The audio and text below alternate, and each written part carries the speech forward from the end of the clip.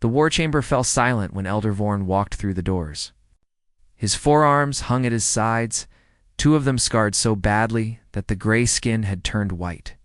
His left eye was missing, replaced by a dark patch that he refused to cover with technology. He wanted everyone to see what war had done to him. The young officers standing along the walls looked at him with a mix of respect and pity. To them, he was a relic, a reminder of old wars that no longer mattered.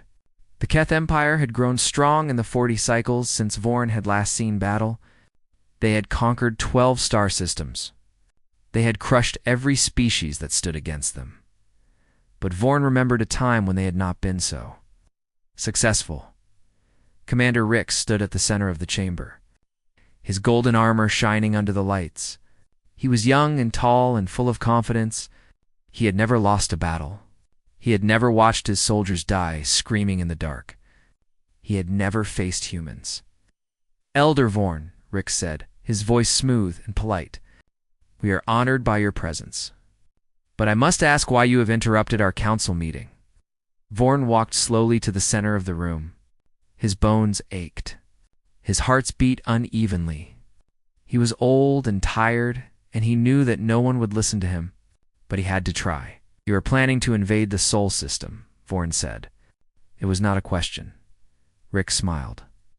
"News travels fast. Yes, we have received reports of a small species called humans. They have spread across their system like insects. They have resources we need, and they are weak. They are not weak." The words hung in the air. Several young officers laughed quietly. Advisor Tal, a female strategist with sharp eyes, leaned forward with interest. She was one of the few in the room who did not laugh. "You fought them," Tal said. 40 cycles ago. On the border?" Vorn nodded slowly. "I was a battalion commander. 3,000 soldiers under my command. We attacked a human colony on a small moon. There were only 500 humans there. Miners, mostly. Families. We expected them to surrender within hours." Rix crossed his upper arms. "And what happened?" Vorn closed his single eye. The memories came flooding back.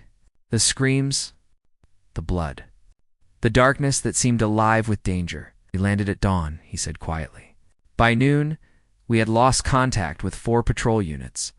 They simply vanished. No distress signals. No bodies. Just silence. We thought it was a technical problem." He opened his eye and looked directly at Rix. "By evening, we found the bodies. They had been taken apart. Not with weapons. With tools, mining equipment, sharpened metal. One of my soldiers had been killed with a rock. A simple rock, used with such force that it cracked his skull through his helmet." The laughter had stopped. The chamber was completely silent. "We had better weapons," Vorn continued. "Better armor. Better training. None of it mattered. The humans did not fight like soldiers. They fought like animals." "No, that is wrong. Animals fight to survive. Humans fight to win. There is a difference." He began to pace slowly, his damaged legs dragging slightly. "They set traps everywhere. They used their children to lure our soldiers into ambushes. They attacked at night when our eyes could not adjust fast enough. They learned our patrol patterns within hours and used them against us. One human female killed 11 of my warriors before we finally stopped her. She had 3 wounds that should have been fatal. She was missing 2 fingers. She was still fighting when she died." Vorn stopped pacing and faced the council. "I went to that colony with 3,000 soldiers. I left with 17. The humans lost 200, and those 200 took almost 3,000 Keth warriors with them." Rick shook his head. "That was 40 cycles ago. You were unprepared. You underestimated them. We will not make the same mistake." "You are making it right now," Vorn said. "You look at their bodies and see weaknesses. They are small. They are soft. They have no natural weapons. But that is exactly why they are dangerous. Every other species in this galaxy evolved with claws or venom or thick skin. Humans evolved with nothing. So they learned to make weapons. They learned to hunt creatures 10 times their size. They learned to never, ever give up. He pointed one trembling arm at Rix. Do you know what they call themselves? Not the peaceful ones. The warriors. They call themselves many things, but one word appears in every human language. Predator. They are predators, Commander. Apex predators. They did not climb to the top of their food chain by being weak. They did it by being more ruthless, more creative, and more persistent than anything else on their world. Rix laughed, but there was less confidence in it now. You speak of them like they are monsters. They are, Vorn said simply. They are monsters who learn to wear suits and shake hands and smile. But underneath that thin layer of civilization, they are still the same creatures who hunted beasts with nothing but sharpened sticks. And they were very, very good at it. Advisor Tal stood up. Elder Vorn, what would you have us do? Avoid them forever? Let them spread across the galaxy unchecked. Vorn turned to her. He saw intelligence in her eyes. Perhaps she would understand? Trade with them, he said. Talk to them. Make them your allies if you can. But do not, under any circumstances, make them your enemies. Because once you do, they will not stop.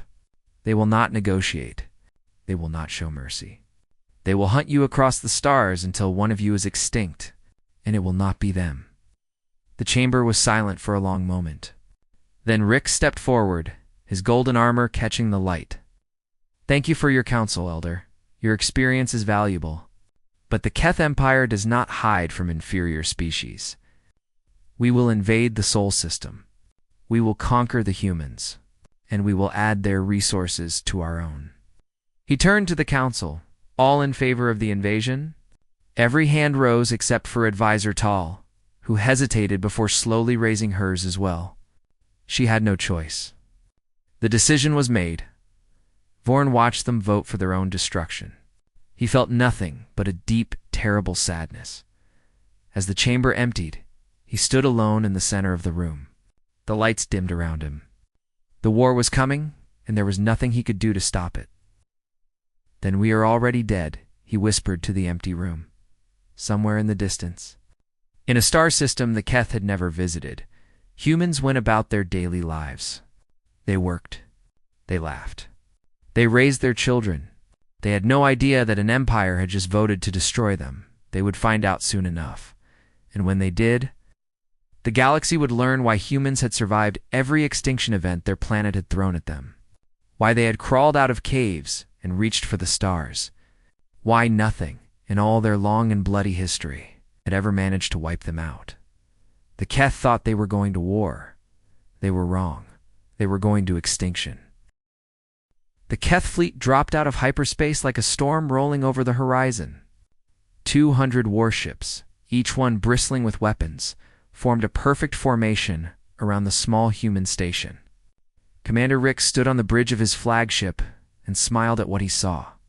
Station Omega-7 was a mining outpost built into a large asteroid. It was ugly and industrial and clearly not designed for war. Sensor readings showed 300 civilians inside, mostly miners and their families. The military presence was laughable. 40 soldiers. A handful of small defense turrets. Nothing that could stand against the might of the Keth Empire. Open a channel, Rix ordered. Let them see what they face. The communication screen flickered to life. A human female appeared. She was older, with gray hair cut short and a face that showed no fear. Her name tag? Read Hannah. This is Station Chief Hannah of Omega-7, she said calmly. You are in human space. State your intentions. Rix almost laughed. I am Commander Rix of the Keth Empire. Your station is now property of the Empire. You will surrender immediately, or you will be destroyed. Hannah stared at him for a long moment. Then she did something unexpected. She smiled. You have made a mistake, she said. Leave now, and we will forget this happened. Rix did laugh this time. You threaten me? With what? Your 40 soldiers? Your mining equipment? This is your only warning, Hannah replied. Her voice was still calm, but there was something cold underneath it. Something dangerous. Leave now. Rix cut the transmission and turned to his officers. Begin the assault. Take the station intact if possible. Kill anyone who resists. The first wave of Keth fighters launched from the fleet and raced toward the station. They were halfway there when the asteroids began to explode. The humans had mined the entire asteroid field. Not with military-grade explosives, but with mining charges.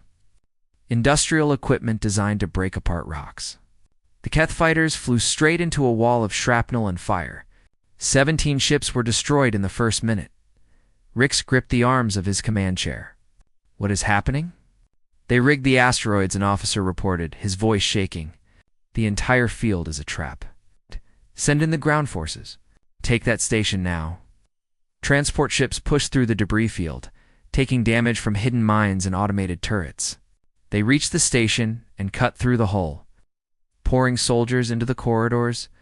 That was when the real nightmare began. The lights inside the station were off. The corridors were filled with thick smoke that burned Kef's eyes and lungs. The humans had flooded their own station with industrial chemicals. They could breathe it. The Keth could not. Captain Hante waited in the darkness with his unit. They called themselves Iron Wake, and they had trained for exactly this kind of fight. Close quarters, low visibility, terror, remember, Hante said quietly to his soldiers. They have numbers. We have home field advantage. Make every shot count. Make every death hurt. Sergeant Yuna checked her heavy plasma cannon. It was damaged from an earlier fight running at half power. She did not care. Half power was enough. Lieutenant Jin had already disappeared into the ventilation system. He was a ghost, a shadow, a whisper of death in the darkness. The Keth would never see him coming. Corporal Sora prepared her medical kit. She was a combat medic, but in Iron Wake, medics also fought. She had a knife strapped to her thigh and no intention of being taken alive. Private Wu was the youngest, 22 years old, fresh from training. His hands were shaking as he held his rifle. Hante put a hand on his shoulder. Stay close to me, the captain said. Do what I do. You will survive this. The Keth came through the smoke like demons, their forearms holding weapons, their red eyes searching for targets. They expected frightened civilians. They expected easy kills. They found Iron Wake. Yuna opened fire from behind a barricade, her damaged cannon cutting through Keth's armor like paper. The corridor became a killing field. Soldiers fell in waves, their bodies piling up at the choke point. When they tried to flank her position, Jin was waiting. He dropped from the ceiling vents, killed 3 Keth with his knife before they could react, and vanished again. By the time they realized what had happened, he was already in another section of the station. Hante led direct assaults into Keith formations. He moved like water, flowing between enemies, striking at weak points. A throat, an eye, the soft joints where armor did not cover. He was not a large man, but he fought with a ferocity that terrified the Keth soldiers. Young Private Wu found his courage in the chaos. When 2 wounded soldiers fell near an advancing Keth squad, he ran into the open, grabbed both of them, and dragged them to safety. Plasma fire burned his arm. He did not stop. He did not scream. He just kept moving. Corporal Sora treated the wounded while fighting off attackers. At one point, a Keth soldier broke through their line and charged at her. She put down her medical equipment, drew her knife, and killed him with a single strike to the throat. Then, she went back to treating her patient. The battle lasted 16 hours, 16 hours of darkness and smoke and screaming, 16 hours of traps and ambushes and desperate fighting. The Keth threw wave after wave of soldiers at the station. The humans killed them all. When it was finally over, the Keth had taken the station. But the cost was beyond anything Rix had imagined. 9,000 Keth soldiers were dead. 9,000. Against a station of 300 civilians and 40 soldiers, the humans had lost 212 people. Most of them were civilians who had picked up weapons and fought alongside the soldiers. Men and women, and even teenagers who had never trained for combat. Fighting with mining tools and kitchen knives and bare hands, Rix walked through the captured station in a daze. Bodies were everywhere. Keth and human alike, tangled together in death. The smell of blood and smoke filled his lungs. Advisor Tall walked beside him, her face pale. "Commander," she said quietly. "This was not a victory. We took the station," Rix replied, but his voice was hollow. "We lost 9,000 soldiers to take a mining outpost.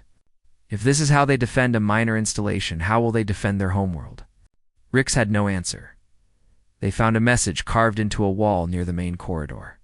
It was written in Keth script, which meant a human had taken the time to learn their language. "Just to leave this warning," the message read. This was the welcome. "Wait for the response." Rix stared at those words for a long time. For the first time since the war began, he felt something cold settle in his chest. Fear. Somewhere in the station, a communication array was still active. It had been broadcasting everything that happened. Every death, every scream, every moment of the 16-hour battle, broadcasting back to Earth. The humans had seen everything. They knew what the Keth had done.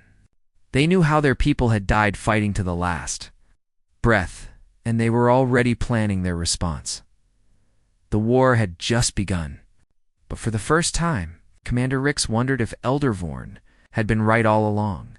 The humans were not prey. They were predators, and now they were angry. 6 months into the war, the Keth Empire was winning. At least, that was what the official reports said. Commander Rix had pushed deep into human territory. 3 colonies had fallen. Millions of humans were now under Keth's control. The fleet had grown stronger with each victory. The human resistance seemed to be crumbling. But something was wrong.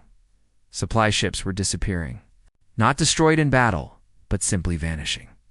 One moment they were there on the sensors, the next moment they were gone. No distress signals, no debris. Just empty space where a ship used to be. Patrols went out and never came back. Soldiers reported strange sounds in the corridors at night. Shadows that moved when no one was there. Whispers in their own language, speaking words that made no sense. They are afraid. Advisor Tal reported to Rix on the bridge of the flagship Dominion of Stars. "The soldiers believe the humans are hunting us." "That is ridiculous," Rix said, but his voice lacked conviction. "We control this sector. We have overwhelming force. Force means nothing if you cannot find your enemy." She was right. The humans had changed their tactics after the battle at Omega 7. They no longer stood and fought. They vanished into the darkness between stars and struck without warning. They were ghosts, phantoms, nightmares that the Keth could not wake up from. Captain Hante had gone dark 3 months ago. His unit, Iron Wake, had disappeared from all human military channels. No one knew where they were or what they were doing. The Keth were about to find out. Hante stood in the cargo bay of a captured Keth shuttle, looking at his team. They were tired. They were injured. But they were ready. "The Dominion of Stars," he said quietly. "Their flagship, their pride. If we take it down, we break their spirit." Sergeant Yuna checked her weapons. She had a new plasma cannon now, taken from a dead Keth officer. It was better than her old one. She had named it Revenge. Lieutenant Jin studied the ship's schematics they had stolen from a captured Keth outpost. Security is heavy around the bridge, but the lower decks are undermanned. They never expect an attack from below. Corporal Sora loaded her medical kit with supplies taken from Keth's medical bays. She had learned their anatomy over the past months. She knew exactly where to cut to cause the most damage. Private Wu was no longer a private. He had earned his promotion in a dozen firefights. The fear was gone from his eyes, replaced by something harder, something colder. He had watched friends die. He had killed enemies who begged for mercy. War had changed him. "We go in quiet," Hante continued. "Jin takes out communications. Yuna, you hit the ammunition storage." Sora disabled their medical facilities. "Wu, you are with me. We are going to the bridge." "And Rix?" Yuna asked. Hante's eyes were flat and empty. "Rix is mine." The shuttle approached the Dominion of Stars with proper clearance codes. The Keth had no idea that the codes had been taken from a captured officer who had told them everything before dying. Humans had a way of making people talk. They docked in a cargo bay and slipped into the ship like shadows. The corridors were wide and well lit, designed for Keth soldiers with their large bodies and multiple arms. For humans, there was plenty of room to hide. Jin vanished into the maintenance tunnels within seconds. He moved through the ship like a virus, cutting wires and disabling systems. Within an hour, the Dominion of Stars was blind and deaf, unable to call for help or coordinate its defenses. Yuna reached the ammunition storage and planted her charges. She set them to explode in 30 minutes. Enough time to complete the mission. Not enough time for the Keth to find and disarm them. Sora walked into the medical bay with a smile on her face and death in her hands. The doctors never saw her coming. She disabled the life support systems, destroyed the medical supplies, and vanished before anyone could raise an alarm. When the wounded started dying, there would be chaos. Hante and Wu moved toward the bridge. They killed quietly, leaving bodies in dark corners where they would not be found immediately. By the time the Keth realized they were under attack, it was already too late. The bridge doors opened. Commander Rix turned around, expecting a report from one of his officers. Instead, he saw two humans standing in the doorway. Small, fragile-looking, covered in the blood of his soldiers. "You," Rix breathed. "Me," Hante replied. The bridge officers reached for their weapons. Wu was faster. He dropped 3 of them before they could aim. The others froze, looking at their commander for guidance. Rix drew his own weapon, but Hante was already moving. He crossed the distance between them in a heartbeat, knocked the gun aside, and drove a combat knife into Rix's lower arm. Rix screamed and swung his upper arms at Hante. The human ducked, spun, and slashed across Rix's chest. Blue blood sprayed across the deck. The Keth commander was twice the size of the human. He had 4 arms to Hante's too. He had been trained in combat since childhood. None of it mattered. Hante fought like nothing Rix had ever seen. He was fast and brutal and relentless. Every time Rix thought he had the advantage, the human found another angle of attack. A knee to the joint. An elbow to the throat. The knife. Always the knife. Cutting and slashing and stabbing. Rix fell to his knees, bleeding from a dozen wounds. He looked up at the human standing over him and finally understood what Elder Vorn had tried to tell him. This was not a soldier. This was a predator. An apex predator that had evolved to hunt and kill anything that threatened it. And right now, Rix was the prey. "Tell your empire what you saw tonight," Hante said quietly. "Tell them we are coming." Then he drove the knife into Rix's throat. The bridge officers watched in horror as their commander died. None of them moved. None of them tried to fight.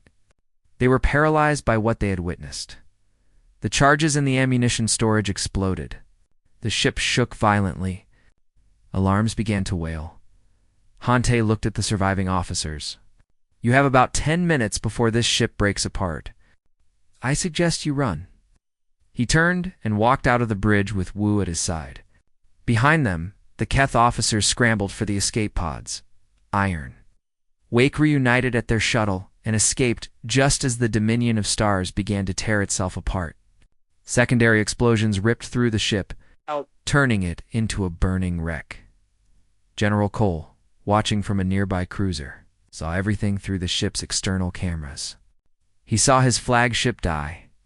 He saw his commander murdered on his own bridge. He saw 4 humans destroy the pride of the Keth fleet.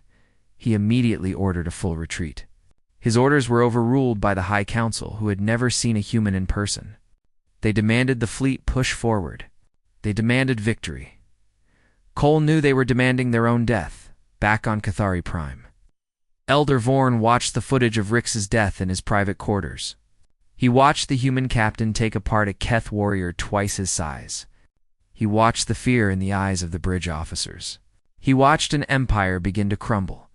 He wept not for Rix. Rix had been a fool who had ignored every warning. His death was his own fault. Vorn wept for the millions of Keth who would die because the High Council refused to learn. Because they still believed they could win a war against creatures who had been perfecting the art of killing for hundreds of thousands of years. The humans were coming, and there was nothing anyone could do to stop them. 1 year after the first battle, the war came home to Cathari Prime. The citizens of the Keth homeworld had followed the war through official broadcasts. They had been told of great victories and minor setbacks. They had been told that the humans were being pushed back, that final victory was close, that soon the Empire would add another conquered species to its collection. They had been told lies. When the human fleet appeared in orbit, it was not a small raiding force. It was an armada. Ships from Earth, Mars, and the outer colonies filled the sky like a swarm of insects. Hundreds of warships, thousands of fighters, more military power than the Keth had ever seen gathered in one place. The citizens looked up at their sky and saw. Death Admiral Hante stood on the bridge of the human flagship, Unity. He had been promoted after destroying the dominion of stars. He had not wanted the promotion. He did not want to command fleets.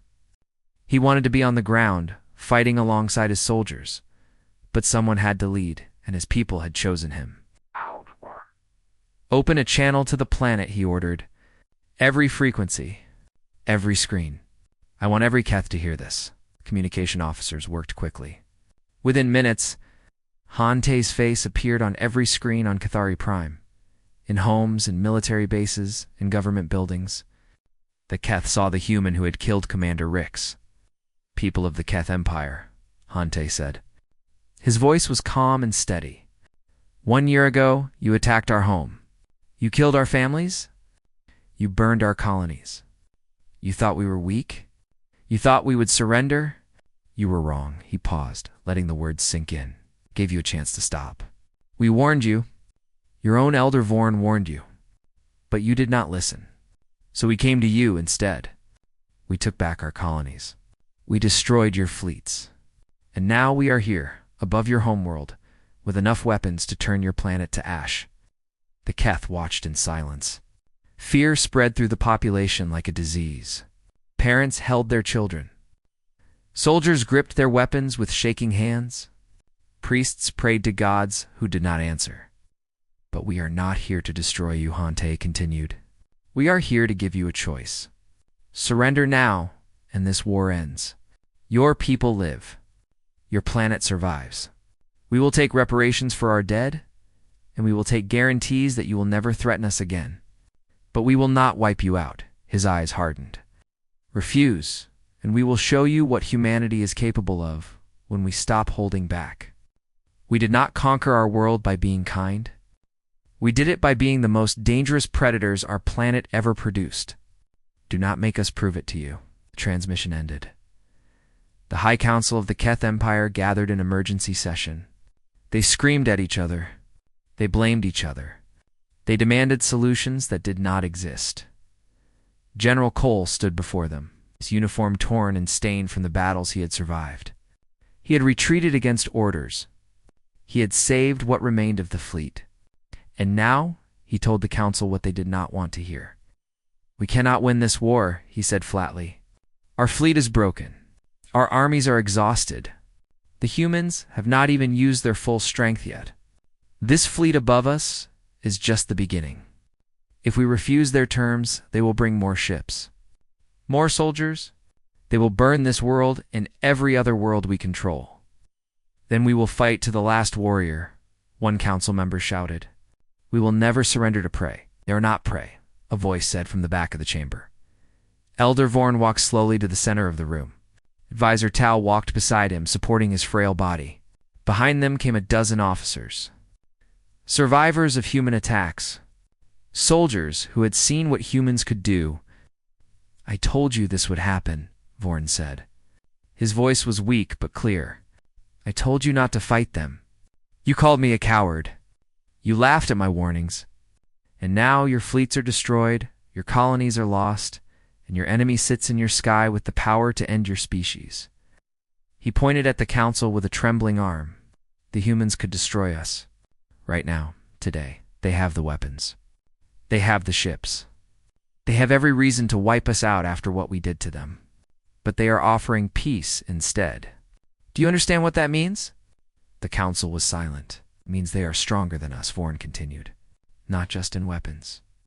In spirit. An animal kills everything that threatens it. A predator chooses when to kill and when to show mercy. The humans are showing us mercy. That is not weakness. That is the ultimate display of dominance.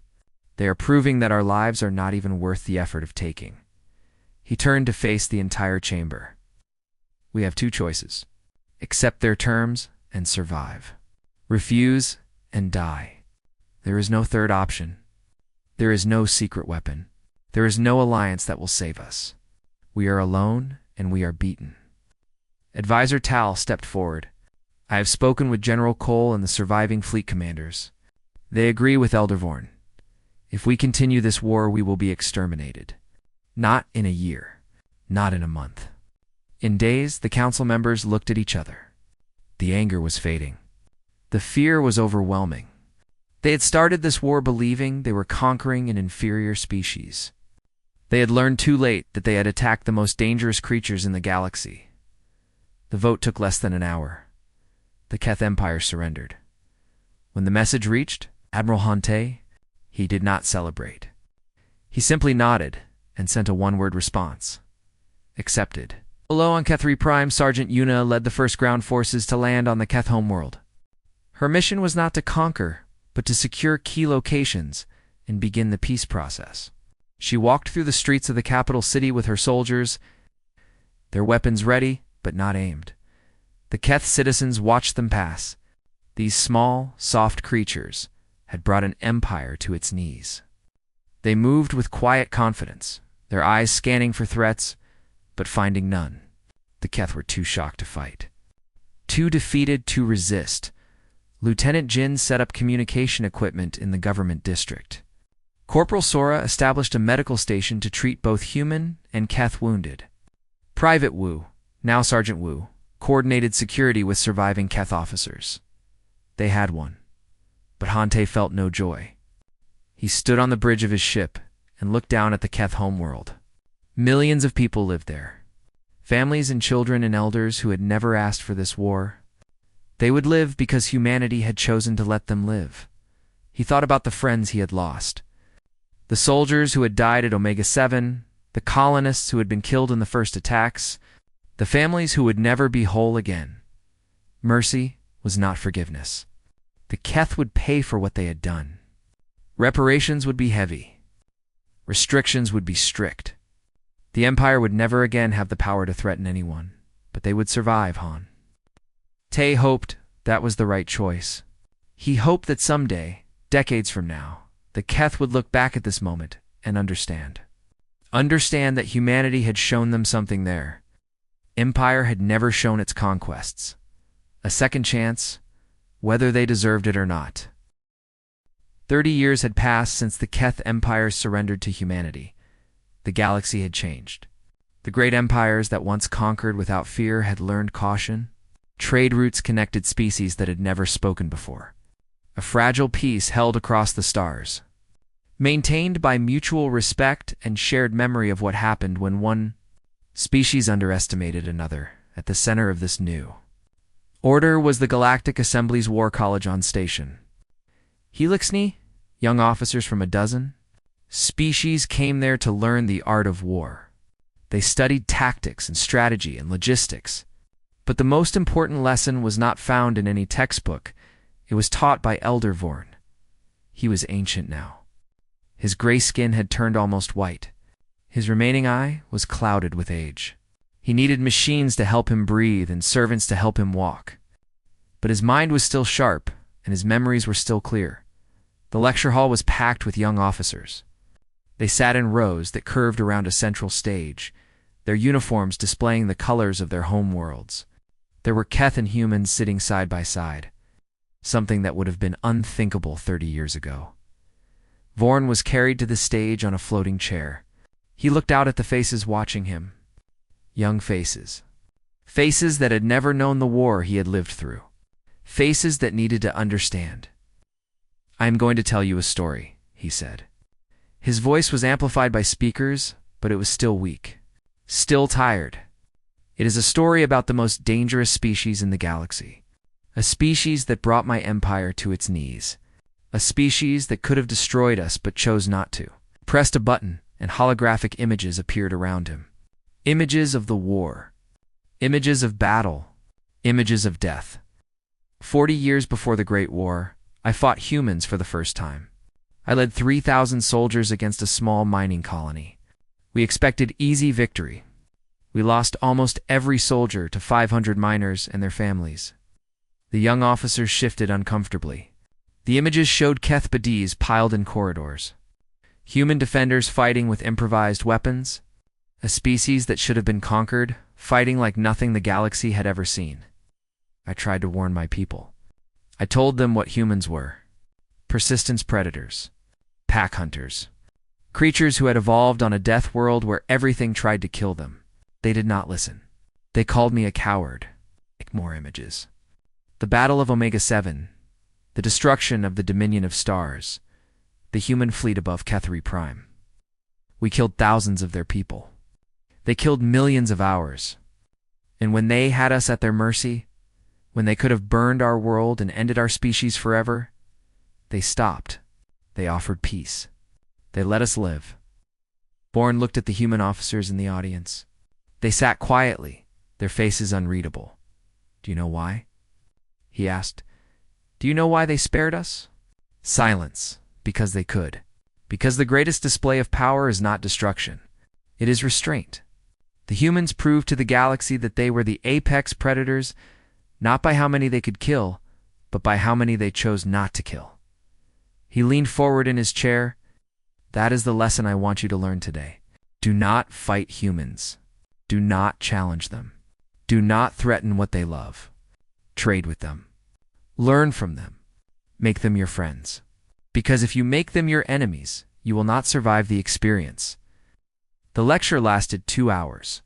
Vorn showed footage of every major battle.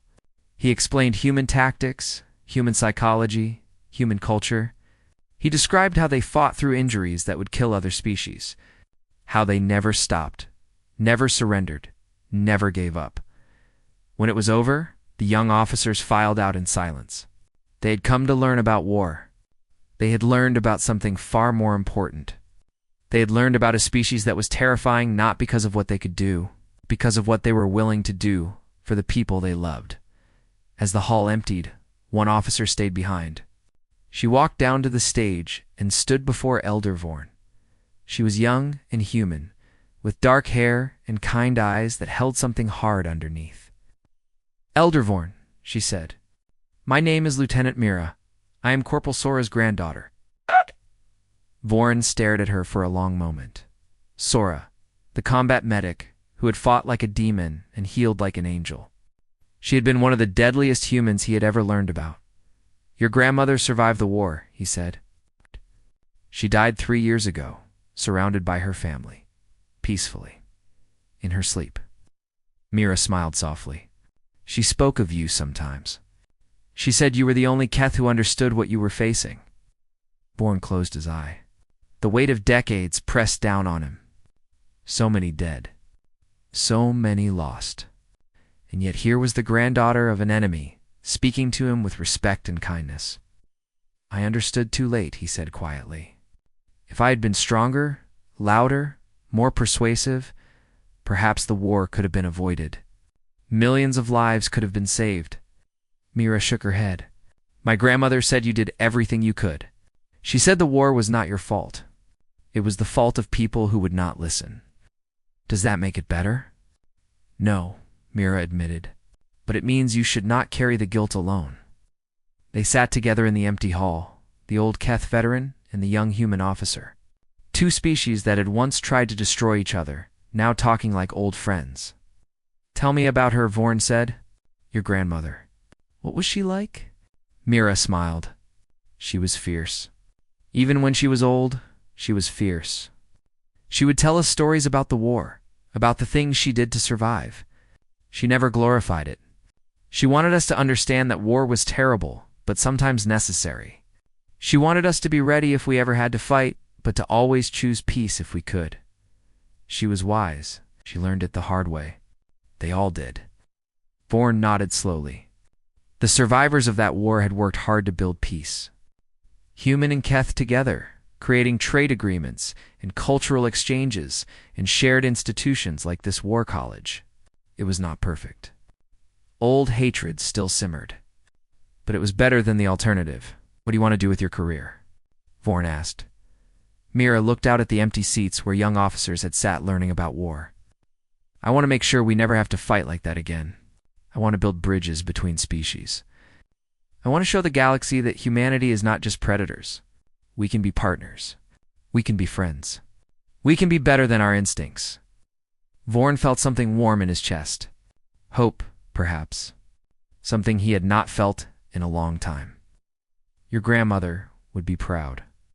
Mira smiled, and there was something in that smile that reminded Vorn of the warriors he had faced so long ago. The quiet confidence. The strength that hid behind soft features. The promise that this creature, as gentle as she seemed, could become something terrible if pushed. So do we, Elder, she said. So do we. Vorn died 3 days later. He passed quietly in his sleep, surrounded by colleagues.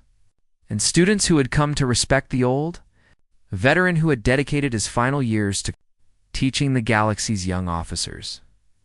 His final words were, recorded and preserved in the War College archives, they became the first lesson taught to every military student from every species. They were engraved on a plaque that hung in the main hall, where young officers would see them every day. The words were simple. Humans are not conquerors. They are survivors. And there is nothing in the universe more dangerous than a survivor with something to protect. Across the galaxy, species that had never met humans read those words and took them to heart. Wars that might have started were avoided. Conflicts that might have escalated were resolved with diplomacy. The peace held year after year because everyone remembered what had happened to the Keith Empire and on Earth. Humans went about their daily lives. They worked and laughed and raised their children. They built and created and dreamed of the future. Most of them never thought about the wars their grandparents had fought. Most of them never realized that their very existence kept the peace across 100 star systems. They did not know that every species in the galaxy watched them with a mixture of respect and fear. They did not know that their reputation as the deadliest creatures in the universe was what prevented others from challenging them. They were just people, living their lives, protecting their families, surviving, and that was enough. It would always be enough.